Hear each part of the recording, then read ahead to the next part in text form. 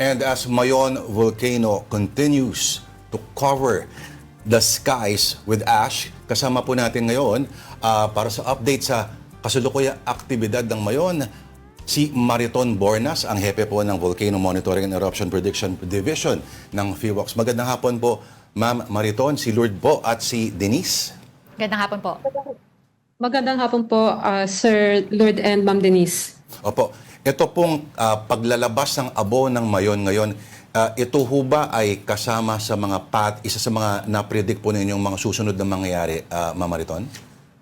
Opo, katulad po ng lagi po nating sinasabi, no? At ang sinabi na po natin sa ating press conference, ito po ay ang parehong pattern ng behavior ng Mayon Volcano noong 2023 kung saan meron po tayong namataan na lava dome na tumatangkad sa bungangan ng bulkan. Nagkakaroon po ng pagdami ng rockfall at sumunod na po itong pyroclastic density current. No? At kanina po ay napataan na po natin ang bagong palit na lava dome. So yung luma pong lava dome na ibagsak na po ng bulkan sa pamamagitan po ng rockfall at pyroclastic density current at meron na pong pumalit na panibagong lava dome sa bungangan ng bulkan. Okay, Dr. Bornas, speaking of pyroclastic density currents po, no, nakapag-record na daw po ang PHIVOLCS ng 50 niyan at 160 rockfall events. Accelerated activity na po ba to compared to the past few days? At ano po ang ibig sabihin nito sa mga residente po? Okay, so tama po yan. Kahapon po sa loob po ng 24 oras, nakapagtala po tayo ng 161 rockfall events at 50 po na PDC. No? Maari pong yung ibang rockfall na nare-record po natin ay PDC kasi pag madilim po, ay wala po tayong visual confirmation at medyo meron po tayong magkapareho po ang seismic signal ng rockfall and PDC. Pero kanina po sa loob po ng 12 hours ng umaga ay nakapagtala po tayo ng additional na 49 na PDC. Kasama po ito yung medyo malaki pong PDC o uson na namataan po at na-post po ng marami nating kababayan sa social media, yung 704 or 705 na PDC. Ito po ay isang malaking tipak nung lava dome na luma na bumagsak po kaya medyo brownish po yung cloud, no? At ang malaking bahagi po nito ay naibagsak dito po sa papuntang Basud Gali na nasa Pawagan, Silangan or eastern flank po ng bulkan, no? Kaya po sa ngayon, matapos po noon ay nakita na po nating umusbong, no, yung bagong lava dome na maitim sa bunganga po ng bulkan. So ang ibig sabihin po nito, para po sa ating mga kababayan, kung titignan po natin yung pattern ng 2023, ay maari na pong nating asahan na magkakaroon po tayo ng lava flow. At ito pong lava flow ay maari pong dumaloy sa tatlong galis ng Mayon from the south to the south east or east, ang Miisi, Bonga at Basud Galis na nakatutok po sa mga bayan at syudad ng Daraga, Legazpi City at Santo Domingo Albay, no? So, noong 2023 po, ang impact po ng lava flows ay nasa loob po ng 6-kilometer radius permanent danger zone. So sa ngayon po, batay po sa pinakahuling mga pangyayari, ay ganun pa rin po ang magiging expectation po natin na meron pong panganib sa loob po ng 6-kilometer radius permanent danger zone. So, Ma'am Mariton, kumbaga yung observation po ninyo talagang malapit na malapit po sa 2023 event. Parang ganun po, Ma'am, no? O may kakaibang... Opo, tapos yun. No? Yung pattern po pareho. Ang nag-iisa pong difference, no? Yung pre-cursory unrest, noong 2023 po, totally wala pong abnormal parameters bago po nagkaroon tayo ng eruption. Visual lang po ang basis ng ating pagtataas po ng mga alert level, yung pagdami lamang po ng rockfall at yung visual observation ng PDC. Pero ngayon pong 2026, meron po tayong long-term na ground deformation. Ibig sabihin, since June 2024, meron na pong pamamaga ang bulkan. Ito po yung main difference.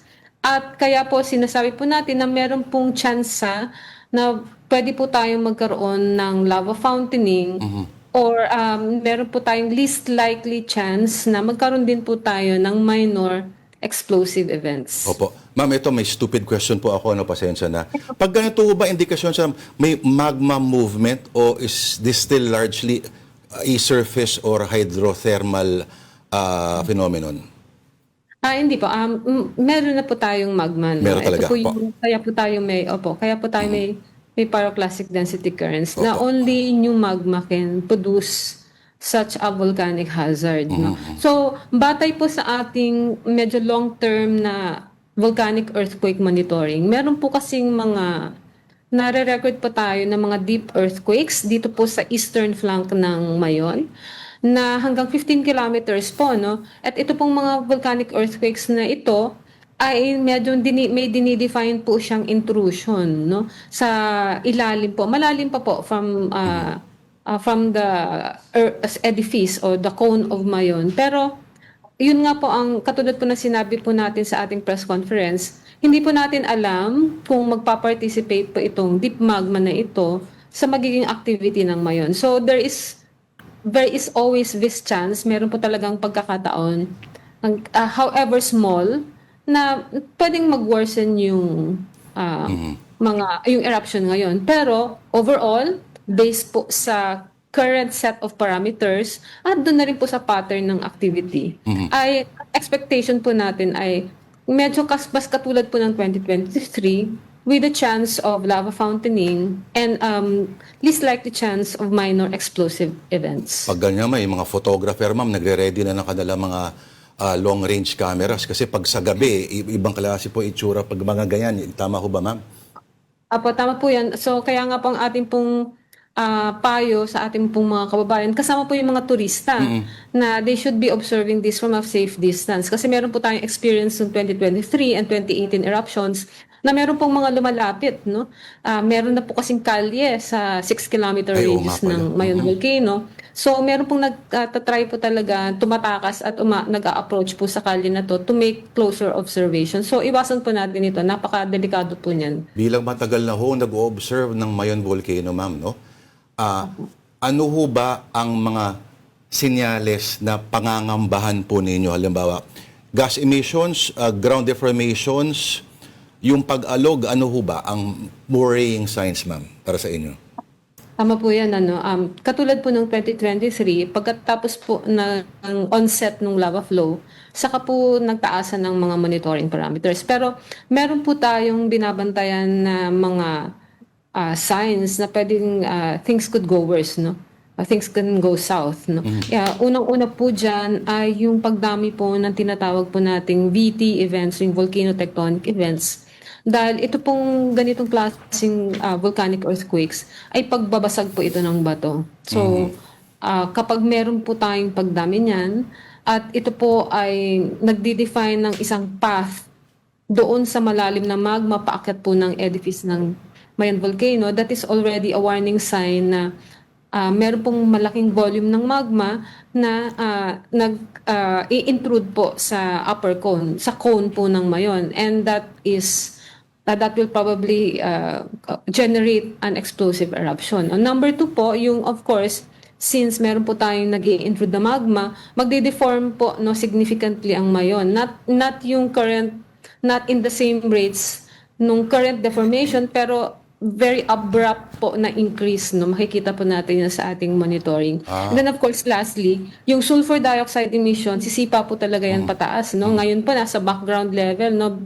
We're waiting for yung today na data, no? Pero nasa background level pa rin po ang sulfur dioxide emission ng Mayon Volcano. Pero kung meron po tayong malaking intrusion, magma intrusion na it's trying to make its way up the cone, definitely po magpapakawala po ito ng mataas na volume ng sulfur dioxide at marirecord po natin ito. In terms so, of volume, po natin yun.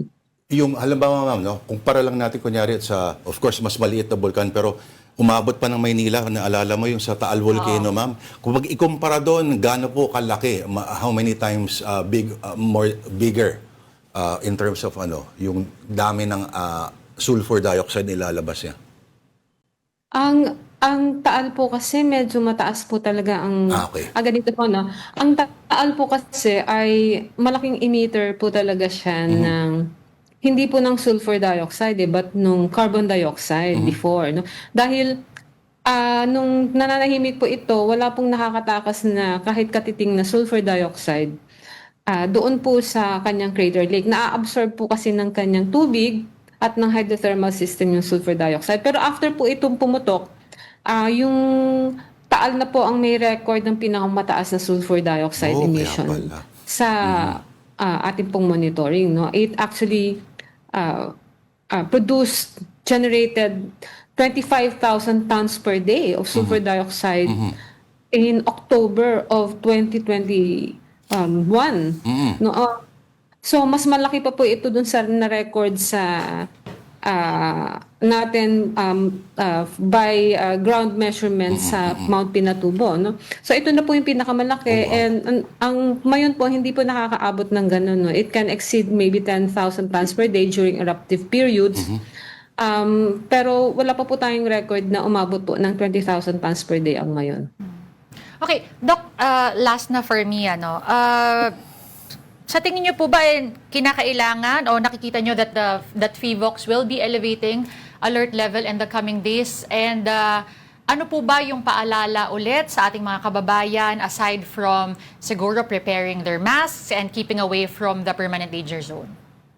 Okay, so sa atin pong sa mga susunod po na araw, ang ating pong scenario again is similar to the 2023 eruption with probable lava fountaining and mas remote chances of moderately explosive eruptions, no? Pero more or less like 2023, wala pa po tayong nakikita sa ating mga monitoring parameters sa ngayon na mag-worsen ng mga bagay-bagay. Of course, kailangan po day-to-day talaga ang monitoring because in volcanoes, changes can occur suddenly, no? So hindi po natin sinasara yung probabilities na yon, no? And sa ating pong mga kababayan, of course, alam na po ng ating mga kababayan sa Albay, you know the drill. Kailangan po, kung tayo po ay nakatira sa loob ng 6-kilometer radius, kailangan po ay nakalikas na tayo. Iwasan po natin ang pagbalik sa ating mga tahanan.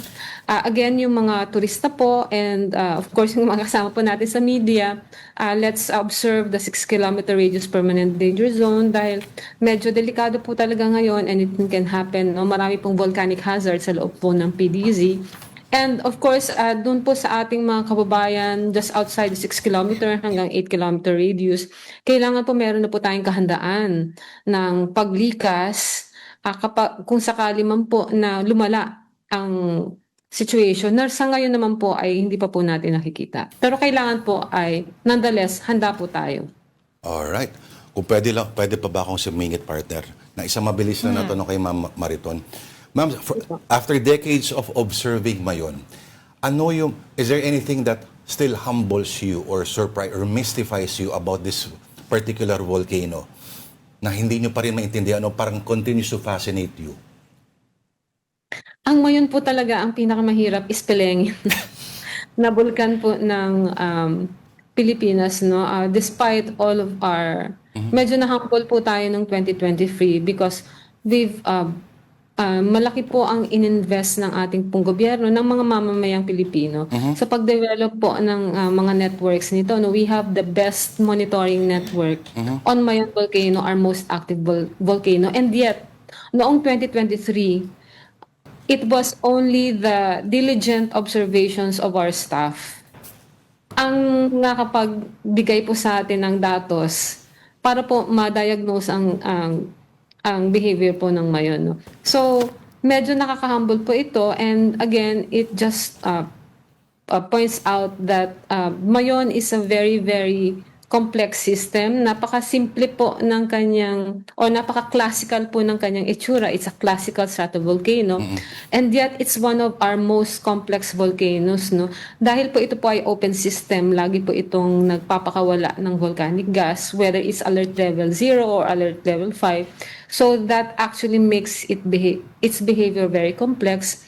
And we really need all efforts to be able to understand and monitor it, no? Hindi lang po yung ating technological and our scientific instruments, kasama na po ang ating people. No, we really need to invest in all of this so that we can live safely with our volcano. Interesting. Ano? Mahirap ispilingin na volcano. Maraming salamat po sa oras niyo, Ma'am Mariton Bornas, ang hepe po ng Volcano Monitoring and Eruption Predictions Division ng PHIVOLCS. Thank you, Ma'am Mariton. Welcome po. Ingat po tayo.